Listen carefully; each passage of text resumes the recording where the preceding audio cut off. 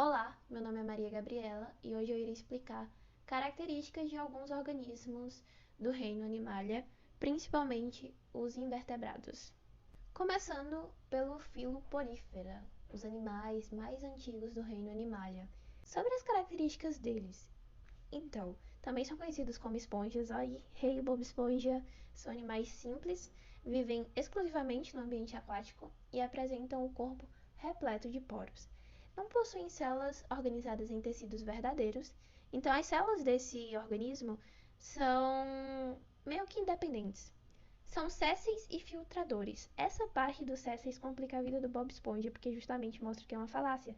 Bob Esponja, na verdade, não era para se locomover, porque as esponjas, na vida real, elas são sésseis. E são filtradores porque retiram as partículas necessárias para a sobrevivência deles do ambiente aquático. Filtrando, né? Então, sobre os tipos de células. Nos poros, já que é um organismo repleto de poros, eles são formados por uma célula que possui forma de anel, que são os porócitos. Ainda na superfície mais externa, nela se apresentam células achatadas chamadas de pinacócitos, que formam a pinacoderme. Graças à capacidade de se contrair e de expandir, ainda que sutilmente é possível perceber uma variação no tamanho desse organismo. E aí, essa parte mais amarelada entre cada conjunto de células, meio que assim podendo dizer, é chamado de mesoílo, que é a porção gelatinosa. E nele se encontram os amebócitos, que se movimentam por meio de pseudópodes e ajudam, entre outras funções, a transportar nutrientes para outras células e produzir materiais que formarão a sustentação deste organismo, ou seja, que formam o esqueleto. Quando a gente olha mais para o interior da esponja, a gente percebe a presença de uma camada de células com flagelos, que são os coanócitos.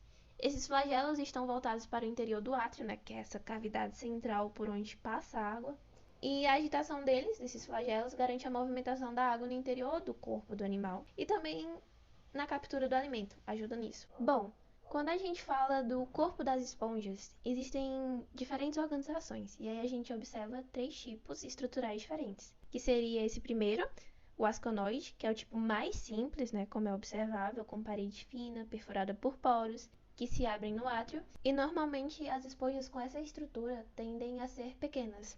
Depois, esse segundo tipo é o ciconoide, que é um tipo corporal mais complexo, com dobras na parede, como é observável. Já o terceiro tipo, que é o leuconoide, ele é um tipo mais complexo de esponja e possui diversos canais. Geralmente o átrio desaparece ou se apresenta bem reduzido, porque justamente esses canais já permitem o transporte da água, então ocorre essa redução do átrio, dessa cavidade. Aí um questionamento bem legal é como os poríferos ajudam a explicar o surgimento da multicelularidade nos animais.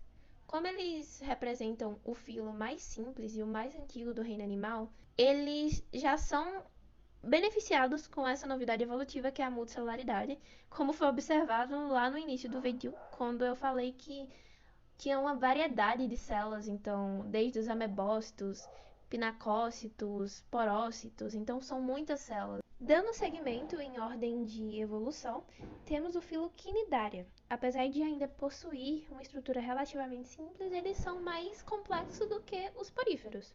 E no tipo corporal deles, eles podem ser tanto sésseis como móveis. E aí, quando o animal do quinidário é séssil, eles são chamados de pólipos, a estrutura corporal, e móveis são chamados de medusas. E o nosso querido Bob Esponja está em cima de uma medusa, uma água viva.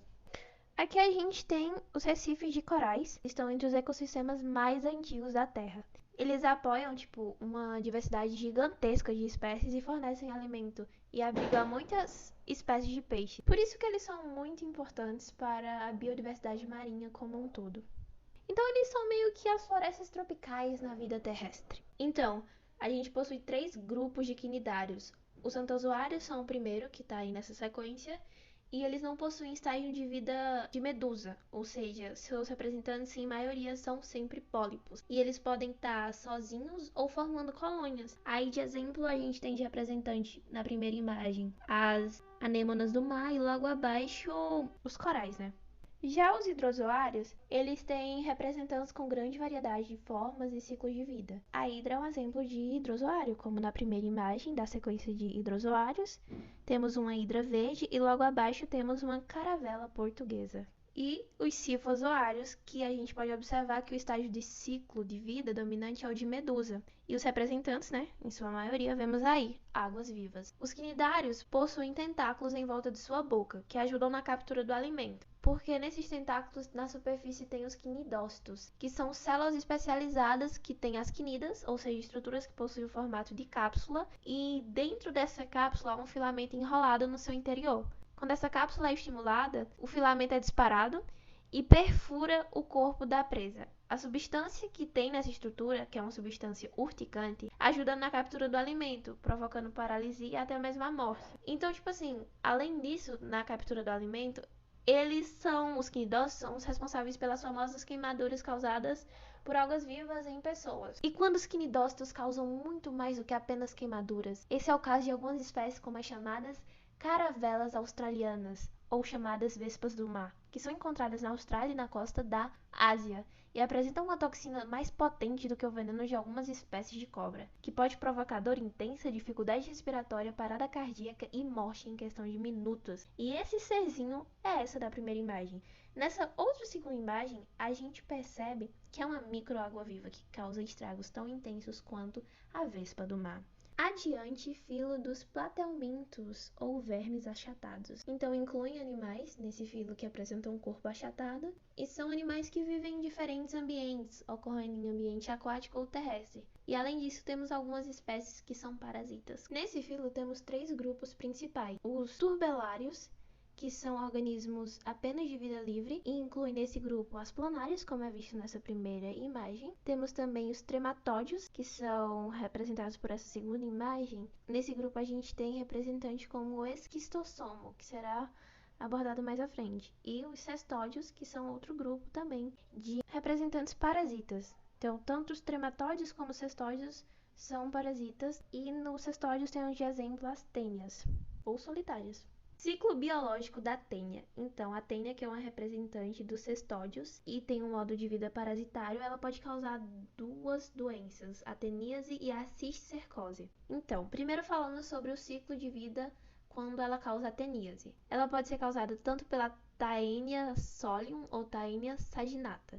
Então, no porco, a espécie de plateuminto é a Taenia solium e no boi é a Taenia saginata. E esses 2 animais são hospedeiros intermediários. O homem é o hospedeiro definitivo, que é onde ocorre a reprodução sexuada. Então, o homem adquire a teníase quando ingere a lava encistada desses plateumintos, presente na carne contaminada desses animais. Essa lava transforma-se na forma adulta no intestino delgado. Lá ela fica fixa, até que o homem libera nas fezes as chamadas proglótides, que são segmentos no corpo da tênia que contém o sistema reprodutor masculino e feminino do animal, e são capazes de autofecundação. E aí, quando saem nas fezes, as proglótides contaminam o ambiente onde são eliminadas. Os hospedeiros intermediários, porco ou boi, podem ingerir os ovos e ocorrer a formação de cisticercos em seus músculos. Se o homem comer a carne contaminada desses animais, mal passada ou mal cozida, poderá desenvolver a teníase. Tá, mas o que diferencia a teníase da cisticercose? A cisticercose também é causada pela tênia, só que ela é desencadeada pela ingestão de ovos da Taenia solium, ou seja, aquele plateuminto que ataca os porcos. E aí os ovos desse plateuminto liberam um embrião que cai na corrente sanguínea e poderá acometer diferentes partes do corpo, formando o cisticerco. Agora falando sobre o ciclo do esquistossomo, que é do grupo dos trematódios. Então, o esquistossomo causa a esquistossomose, que é uma doença conhecida também como a doença do caramujo ou barriga d'água. O ciclo de vida do esquistossomo envolve um hospedeiro intermediário e um hospedeiro definitivo, assim como na teníase. Nesse caso, o homem também é o hospedeiro definitivo. E como que acontece o ciclo do esquistossomo? O homem doente elimina no meio ambiente fezes com ovos. Se essas fezes contaminarem o ambiente aquático, os ovos desenvolvem-se em larvas ciliadas chamadas de miracídio, as quais penetram no interior de um molusco hospedeiro. O miracídio sofre algumas modificações e após alguns dias o molusco inicia a liberação de uma nova larva chamada de cercária. É a cercária que contamina o homem caso esse entre em um ambiente contaminado. Após penetrar na pele do homem, a cercária transforma-se em um verme adulto depois de um tempo, e esse verme se aloja principalmente no fígado. Continuando, mais vermes, agora do filo Nematoda, ou Neumatoides. A maioria desses organismos é de vida livre, porém eles também podem ser parasitas, que é o que eu vou dar atenção agora. Bom, o ciclo de vida da lombriga. A lombriga causa ascaridíase, uma doença, e aí o ciclo de vida dela é o seguinte: o ser humano é o único hospedeiro da lombriga, que ingere os ovos do verme através de água, alimentos e mãos contaminadas. Após ingerir, os ovos migram para o intestino e ficam instalados lá até eclodirem. Aí esses ovos ficam incubados até desenvolverem-se em larva. As larvas entram em contato com as paredes do intestino e viajam até outros órgãos através das vias sanguíneas. No intestino, as lombrigas fêmeas fecundadas podem produzir até 200 mil ovos por dia, que geram larvas que crescem no organismo até virarem adultas. Os ovos produzidos são liberados na natureza novamente através das fezes humanas e isso pode infectar um novo indivíduo. Ciclo do ancilóstomo. O ancilóstomo causa a ancilostomíase. Como é que acontece isso? Os ovos de ancilóstomo são eliminados nas fezes e eclodem no solo. As larvas emergem e vivem no solo. Depois do desenvolvimento, as larvas são capazes de causar infecção e podem penetrar na pele. Uma pessoa pode ficar infectada ao caminhar descalça ou ao sentar-se em solos contaminados. Também pode causar infecção quando as pessoas consomem alimentos que contêm as larvas. Depois de penetrarem no corpo, as larvas se movem pela corrente sanguínea até os pulmões e sobem pelo trato respiratório. Elas são expectoradas para a garganta e engolidas. Depois de terem penetrado na pele, chegam ao intestino. Quando estão dentro do intestino, as larvas se tornam vermes adultos. Com sua boca, esses vermes adultos se fixam ao revestimento do intestino delgado superior, onde se alimentam de sangue e produzem substâncias que impedem que o sangue coagule. Ciclo da falária.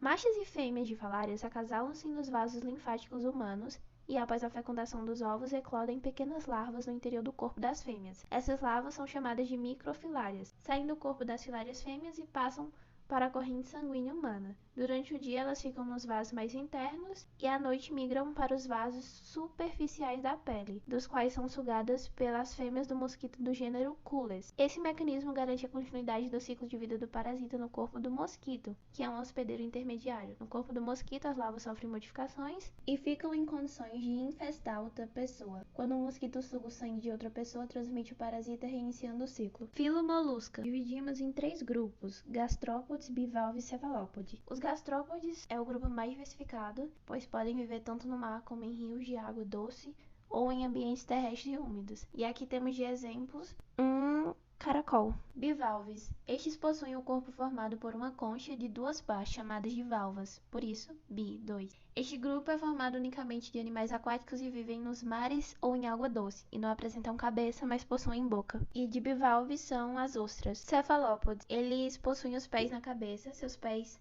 são modificados em tentáculos. A concha dos cefalópodes pode ser internas, externas ou podem não apresentar conchas. De exemplo, um polvo. Bom, a importância médica dos gastrópodes. Se os gastrópodes forem eliminados, eles vão ter um papel fundamental na erradicação da doença conhecida, como foi falado lá atrás, esquistossomose ou doença do caramujo. Importância ambiental dos bivalves. Eles são organismos filtradores, então eles controlam a quantidade de detritos e partículas inorgânicas. Os polvos são cefalópodes, eles possuem grande importância no ambiente bentônico, pois atuam como predadores generalistas e oportunistas, consumindo uma grande variedade de organismos. Analisando essa tabela, cabe destacar que os poríferos não possuem tecidos verdadeiros. A partir dos quinidários, os animais já passam a ter folhetos embrionários, enquanto que os quinidários são diblásticos, os restantes passam a ser triblásticos. Os plateumintos são acelomados, assim como os poríferos e os quinidários. Os nemateumintos são pseudoacelomados. E os molúsculos começam a ser celomados, ou seja, a possuírem uma cavidade do corpo derivada do mesoderma do embrião. A gente também começa a perceber que no filo molusco é que os órgãos são bem mais desenvolvidos, assim como os sistemas.